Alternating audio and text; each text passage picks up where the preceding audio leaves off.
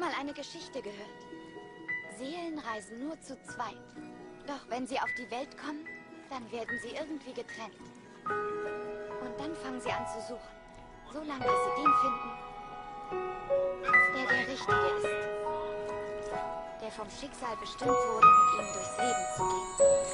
Und nur du bist die Sonne, die den Himmel von den Wolken, von dem Regen, von dem Donner, von den Blitzen hier befreit. Die strahlen lässt zu jeder Zeit, du lässt die Kälte echt verschwinden. Und so schmilzt jetzt auch das Eis, du schenkst mir schöne Momente. Ein Sonnenschein, ein Lächeln im Gesicht, du bringst mir Gänsehaut. Wahnsinn, wie du sprichst, du bist mir wirklich wichtig. Schenkst mir Schutz bei Kälte, achtest auf die Werte und gehst nicht nach dem Äußeren. Nur du bist so cute, dass ich tagelang am Träumen bin, an nichts anderes denken kann. Ich halt dich fest im Gedanken, ich will dich zärtlich küssen und dir leise sagen, dass du alles für mich bist. Ich brauche dich, Baby, es gibt keine bessere Frau für mich. Und du